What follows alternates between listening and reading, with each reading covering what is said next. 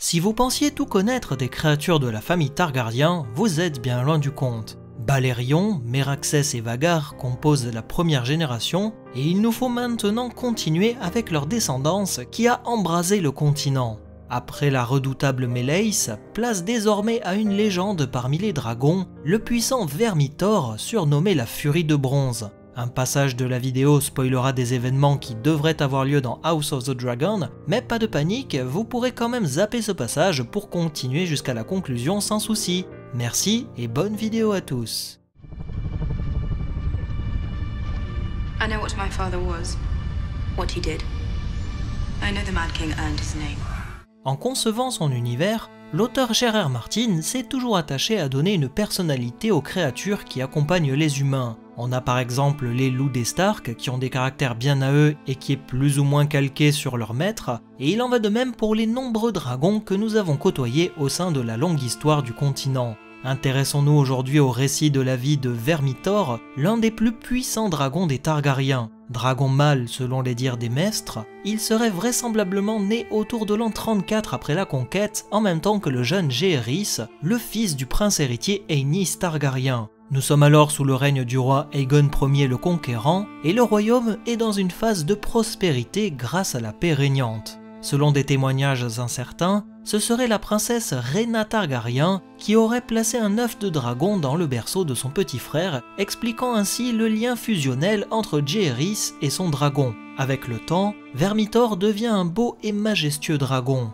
Sa couleur est bronze avec des nuances de beige, ce qui donnera ce surnom de la Furie de Bronze. L'appellation de Furie d'Arin, ancien terme désignant le bronze, est également utilisée pour qualifier l'animal. En l'an 42, le roi Aenys décède dans des circonstances mystérieuses après seulement 5 années de règne. Durant ses funérailles à Père Dragon, ce sont les dragons Vermithor, Vif Argent et Aile d'Argent qui allument le bûcher du roi. A noter que ces 3 dragons étaient montés par 3 enfants du défunt roi, ce qui ajoute un lien complémentaire entre les Targaryens et leurs dragons jusque dans la mort. En l'an 44, alors que le royaume est dirigé d'une main de fer par le tyrannique Maegor le Cruel, Jaehaerys, sa sœur, sa mère et leurs dragons parviennent à s'échapper de Père Dragon et ils trouvent refuge auprès du seigneur Baratheon. Cachés pendant 4 longues années, ils sortent de l'ombre en l'an 48 lorsque Jaehaerys est le nouveau prétendant au trône face à son oncle Maegor. Le jeune prince peut désormais monter sur le dos de son dragon qui a atteint une certaine maturité. Tous les deux survolent la capitale pour revendiquer le trône après avoir appris le décès de l'usurpateur.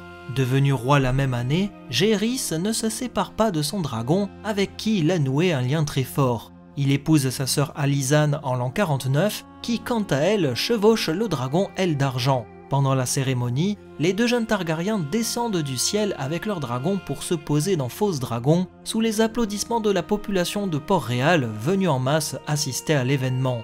Vermithor et Aile d'Argent noueront eux aussi des liens puissants à l'image de leurs dragonniers respectifs qui forment un couple quasi parfait. Les 2 dragons accompagneront régulièrement les souverains pendant leur pérégrination royale. Lors d'un voyage dans le nord, le roi se déplace jusqu'à Winterfell avec pas moins de 6 dragons. Il rejoint sa sœur épouse au mur pendant une étape de leur voyage afin d'observer cette ultime frontière de son royaume. Jaehaerys participera ensuite à la 3e guerre dornienne autour de l'an 60, survolant et incendiant des campements dorniens avec son dragon. Vermithor sera également de la partie pour la 4e guerre dornienne en l'an 83, aux côtés des dragons Caraxès et Vhagar, montés par les fils aînés du roi. Le prince de Dorne est défait en une seule journée, malgré son imposante flotte, et la grande majorité de ses navires coulent après avoir été incendiés par le feu des dragons. Une victoire éclatante pour le roi Jaehaerys, ce qui permet à Vermithor de gagner en expérience et puissance. En l'an 103 après la conquête, le vieux roi Jaehaerys décède de vieillesse à la capitale. Vermithor est âgé d'environ 70 ans et à ce moment il est un dragon d'un âge assez avancé. Avec la mort de son dragonnier, Vermithor est plus rude et demeure à Père Dragon, devenant sauvage et installant sa tanière dans une caverne. Malgré ce retour à l'état sauvage, il accepte volontiers la compagnie des autres dragons et humains. Sous le règne de Viserys Targaryen, Vermithor reste à Père Dragon toujours sans dragonnier. À la mort du souverain en l'an 129 après la conquête, le dragon Vermithor est considéré comme l'un des plus puissants de la famille Targaryen. Seule l'imposante Vhagar le dépasse en âge, taille et puissance. Âgé de quasiment 100 ans au début du conflit, Vermithor est au sommet de sa puissance, son feu dragon pouvant faire fondre la pierre et l'acier comme une simple bougie.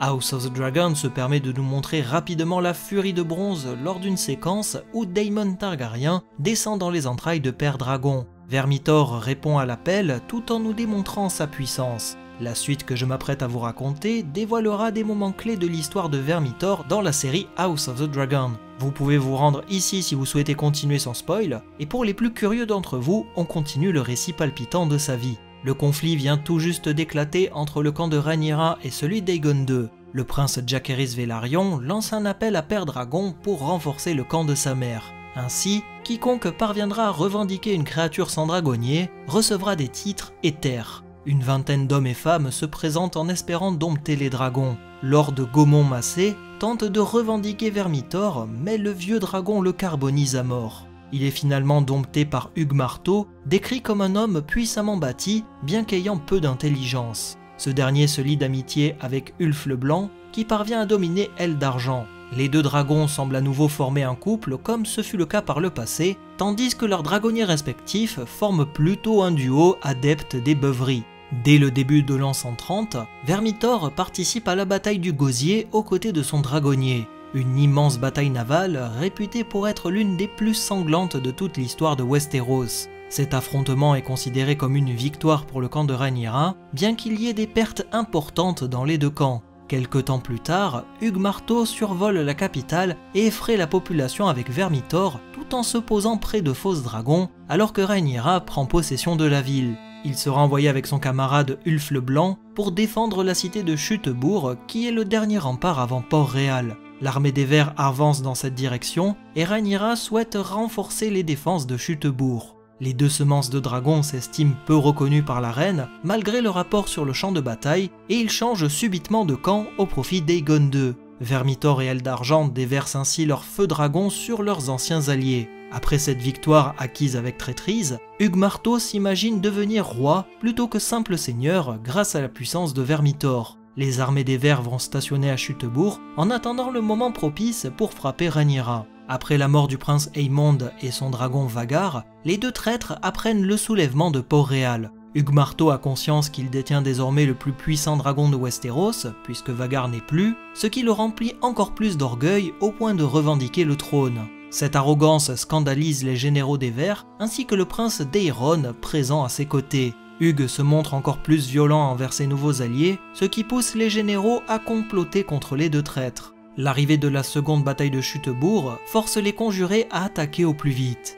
Les Noirs attaquent par surprise, avec à leur tête Adam Velaryon et son dragon Fumée des Mers. Hugues Marteau, toujours alcoolisé par la soirée de la veille, tente vainement de rejoindre Vermithor. Il est tué par l'un des conjurateurs qui le coupe en deux avec son épée en acier valyrien faiseuse d'orphelins. Les Noirs tentent alors de tuer Vermithor et Aile d'Argent sans succès. Vermithor s'envole et attaque sans distinction les soldats présents sur le champ de bataille, déversant sa fureur avec son feu dragon. Adam Velaryon voit Vermithor en train de décimer le camp des Noirs et il décide d'aller l'affronter avec Fumée des Mers. Adam sait qu'il n'a aucune chance contre Vermithor puisque son dragon est plus faible, mais il se dirige tout de même vers la furie de bronze. Se rencontrant dans les airs, les deux dragons s'affrontent dans une danse macabre, puis ils s'écrasent au sol pour continuer de plus belle. C'est alors qu'ils sont rejoints par Tessarion, la dragonne du prince d'Aeron, qui les attaque tous les deux. Vermithor était bien plus puissant que les deux dragons réunis, et l'imposante créature parvient à tuer Fumée des Mers en lui arrachant la tête.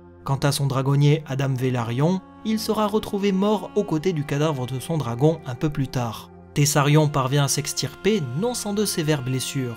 Voyant les soldats s'approcher de lui, Vermithor essaye de s'envoler mais il n'y parvient pas à cause de ses blessures et s'écrase au sol pour mourir un peu plus tard alors que la bataille fait toujours rage autour de lui. Sa compagne Aile d'Argent ne pourra que constater la mort de Vermithor malgré le fait qu'elle ait essayé par 3 fois de le faire bouger en lui soulevant l'aile avec son museau. Ainsi s'éteint la furie de bronze dans le feu et le sang au milieu d'un champ de bataille. Sa vie a été à l'image de celle des Targaryens, remplie de gloire et prestige avec Jaehaerys, avant de sombrer dans le chaos et la violence sous la domination d'Hugues Marteau. Une violence qui ne fera que monter crescendo sur la fin de sa vie. Son crâne sera nettoyé puis exposé sur la place centrale de Chutebourg plusieurs années après la fin du conflit. Les voyageurs et curieux désireux d'observer son crâne devront payer 1 sou pour l'observer, tandis qu'ils peuvent le toucher pour une étoile de cuivre. Certains pensent que l'aura de la furie de bronze va les aider, tandis que les autres ne voient qu'un énième attrape-nigo destiné à amuser la populace. Une créature majestueuse qui, sous le règne du roi Géhéris, a participé à cette magnificence de la dynastie. C'est ici qu'on se quitte, et j'espère que cette histoire vous aura intéressé jusqu'à son dénouement final. Je m'attends à ce que la prochaine saison d'House of the Dragon nous illustre bien la puissance de cet impressionnant dragon. Sa courte apparition dans l'épisode 1 de la saison 1 ne laisse clairement pas indifférent. Merci à vous d'être restés jusqu'au bout, et on se dit à la prochaine pour d'autres récits palpitants de la vie des dragons des Targaryens. Salut à tous!